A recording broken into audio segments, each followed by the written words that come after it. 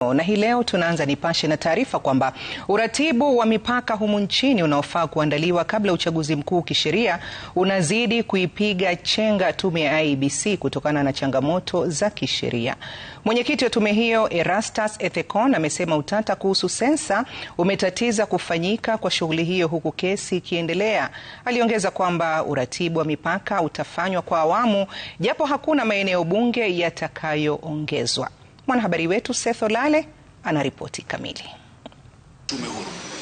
Tume ya uchaguzi IEBC imesema kwamba uratibu wa mipaka nchini uliofaa kukamilika mwezi Julai mwaka huu kisheria unakumbwa na changamoto za kisheria. We have challenges in terms of meeting those constitutional timelines, and I've explained the factors that led to that. The absence of the commissioners to undertake the policy decisions and oversight around the boundary review. Kwa hiyo tume hiyo imetangaza kwamba itafanya uratibu wa mipaka kwa awamu. And therefore this approach will enable us as the commission to meet our constitutional obligations on boundary reviews by helping us to advance our preparatory work while also monitoring the outcomes of the litigation processes that are currently pending before court. Aidha, maandalizi ya uchaguzi mkuu wa 2027 yanakumbwa na changamoto za ukosefu wa ripoti kamili ya sensa. Kesi kuhusu ripoti ya sensa ya mwaka 2019 ingali inaendelea mahakamani.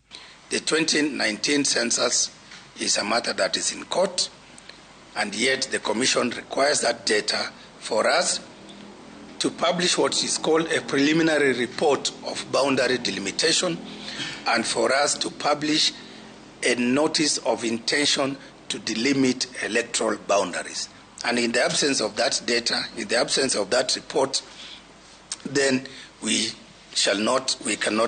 our hands are tied and we cannot progress.